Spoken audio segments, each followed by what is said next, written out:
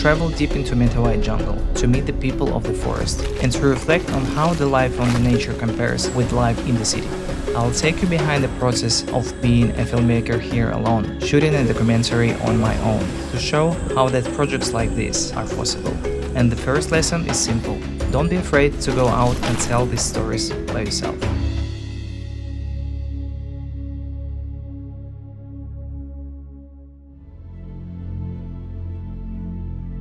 It took me 2 full days to reach the Mentawai tribe.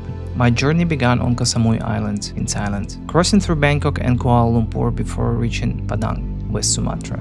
At sunrise, I boarded the ferry to Siberut, the largest of Mentawai Islands. From there, a 3-hour canoe ride carried me deeper into the rivers and into the forest. After traveling almost 3 hours in the canoe, we had to travel through muddy roads, and it was a really challenging thing. By the time we arrived at the shaman's house, it was already 5 p.m. A 12-hour trek from dawn to dusk, through mud, rain, and endless jungle.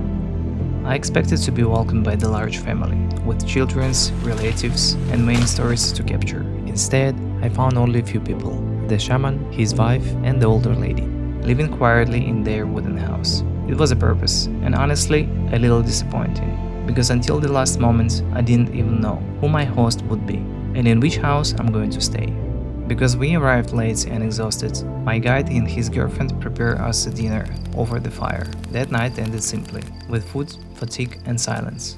And the real story is about to begin next morning.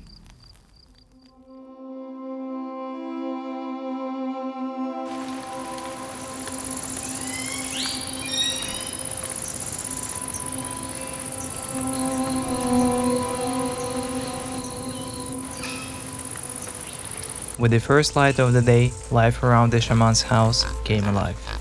Food here came directly from the forest. The old woman spent her time fishing in the river,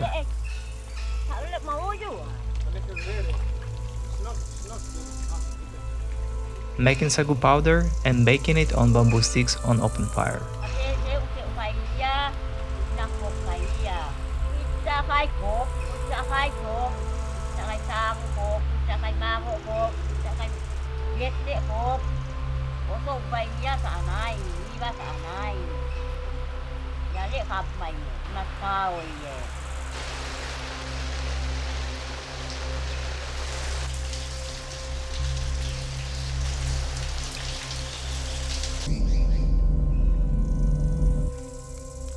Everything they used was made with their own hands, from what nature provided: the wooden house, the tools, and even small infrastructure. The shaman's house was simple, divided into 2 sections: the main living area with the kitchen and fire, where most of the time was spent, and the private space for shaman and his wife. Every morning the shaman began his day by feeding the pigs with fresh sagu.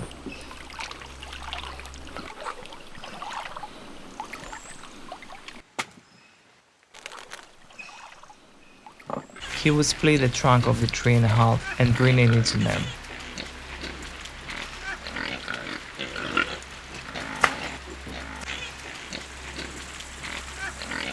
After that, he prepared the coconut shavings to feed the chickens. But the chickens was kept in another part of the forest. If they were near the pigs, they wouldn't survive for long.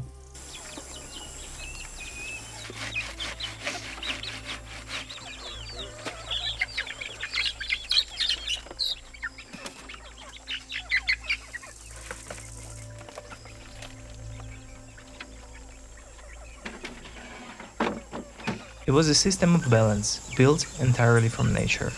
For me as a filmmaker, there was a day I began shooting B-rolls. I focused first on the older woman, because her activity never stopped. She was doing things continuously. I barely could follow in her with all my equipment. My role was only to observe and move quickly, jumping from one place to another, trying to capture each routine as it unfolded. This is how my first day of filming in Shaman's house began. Hey folks, this is the first day when I'm here in Mentawai, and it took me a whole day to get here yesterday. So far here in the Mentawai, I'm really busy with with the shoots. We taken B-rolls over and over again. I'm happy with the guide. We sit for half an hour and discuss what we were needed to shoot, and now we keep going to do that every hour mostly, if the weather permits.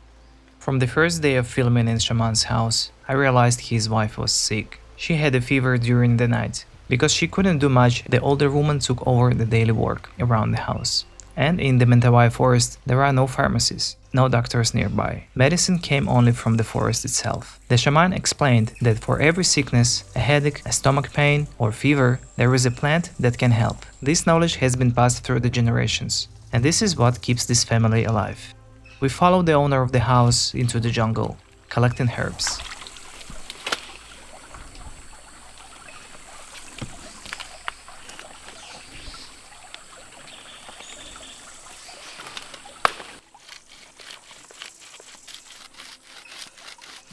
He smashed some herbs into the juice and prepared a simple medicine. He gave it to his wife after coming back to the house, and in a few hours she began to recover. Her headache started to fade. She was curious more about what we were filming. It was my first glimpse into how the Mentawai heal, not with pills or pharmacies, but with the forest itself. For me, filming the jungle was also a kind of survival game.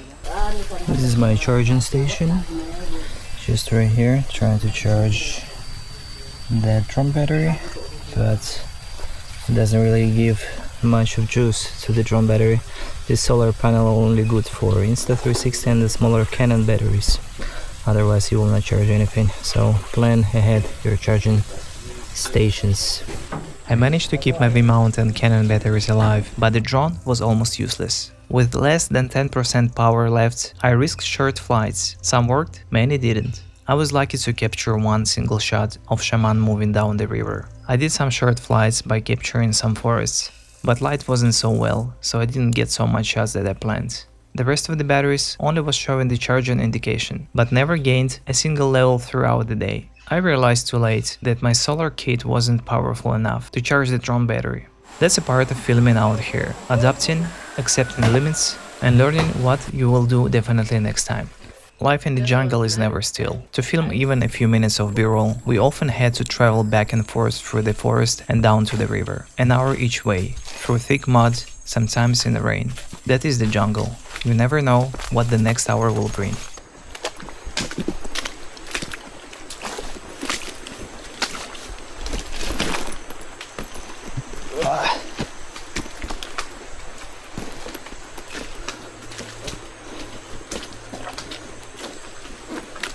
On the third morning, we left the shaman's house around 8:30 in the morning.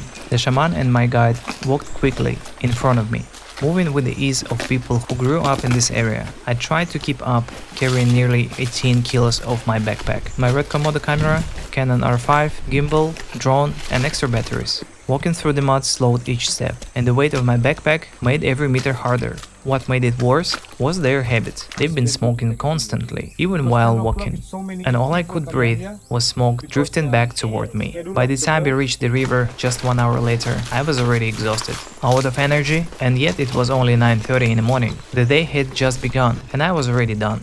These moments teach me that in the jungle, you must look after yourself. Stay hydrated, stay calm, and accept the fact that the stress and fatigue will be a part of your journey. And we go from here to the boat, and then I will change to another. Yes. Be careful, yeah? Yeah, okay.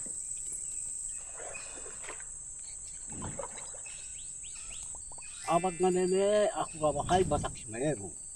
Ila ako ila kaya, pasikut kai. After coming back to the shaman's house, I took some rest, and after having a simple lunch, I continued to speed up A-rolls. I took the interviews of the man in the house and the old woman, capturing their voices for the documentary. Tapoy matay kai, tanay siluluya titi male pa siluluya. Tugurura kiri manua.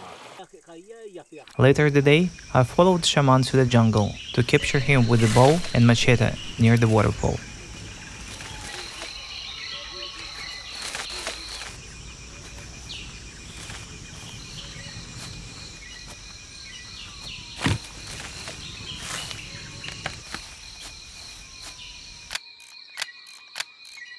During the same day, one of the neighbors of Shaman appeared, arriving on the foot from another house, hidden deep in the forest. It's really common practice here.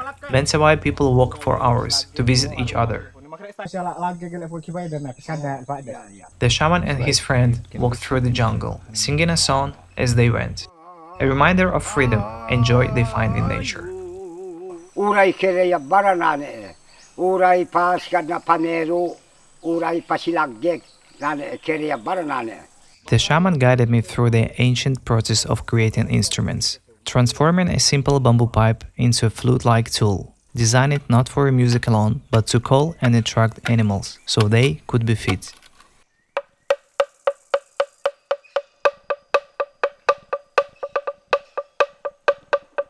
I also filmed some basic scenes of survival, catching caterpillars in the sago palm and frying them over the fire.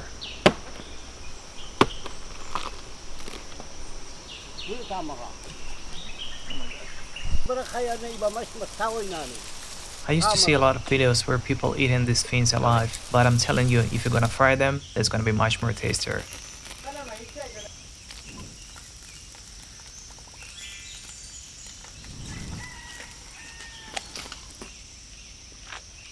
He also showed me the process how to create ink, to create Mentawai tattoos, one of the most important cultural symbols of all Mentawai tribes.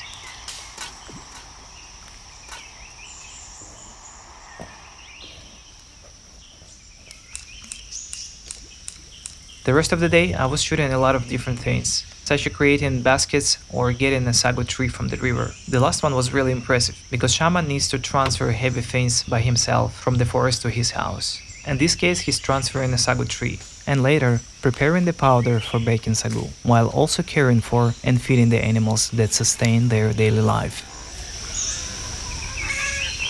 By the end of the week, I had captured not just b-rolls and interviews, but also a feeling of living here. The nights by the bonfire and the stories of the tribe and their living in the jungle, their beliefs and their hopes. The shaman spoke how quickly forests are disappearing. He also spoke about his beliefs that the Mentawai tribes will survive for at least thousands more years. For me, spending almost 1 week here was more than just filming. It was a lesson in resilience, in simplicity, and in the connection with the nature. Along with my camera, I filmed this story, and I hope this inspires others to follow their own path. Hey guys, this is Jay, and this is day number 4, me being here on the Mentawai Islands. Let me conclude everything what I had here for all these times.